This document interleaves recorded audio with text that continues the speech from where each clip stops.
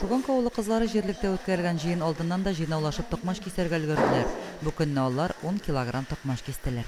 Шуганка авылы халкы белән ныклап тотынып, җиңнәр сызганып, ярдәм күрсәтергә тырышабыз, токмачлар кисәбез, шәмнәр ясыйбыз, тагын киемнәр җибәрдек. Бу әле безнең беренче генә башланган эшебез түгел, инде байтактан тырышабыз.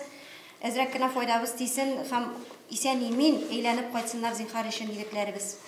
Biz инде бу токмачларны тартмаларга салып, нитеп җибәрәбез, упаковать итеп җибәрәбез, әйбәт иттереп, аларны мәлләгә илтәбез. Аннан соң инде киләсе планнарыбыз бар, ипиләрне киптереп һәм тагын ризыклар җыеп җибәргә планлаштырабыз.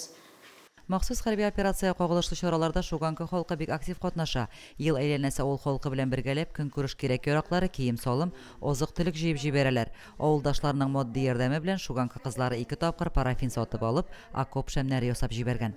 Без махсус хәрби операциядә катнашучы егетләребезгә җылы булсын дип, ризыкларын җылысыннар дип, шушы шәмнәрне ясыйбыз.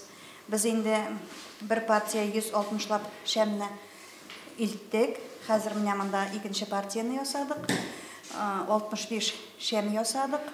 Гөлзирә Дәүләтова авылның волонтерлар төркемен җитәкли. Окоп шәмнәрен алар 2нче тапкыр әзерләп җибәрә инде. Шәм ясау идеясын махсус хәрби операциядагы егетләр үзләре тәкъдим иткән булган.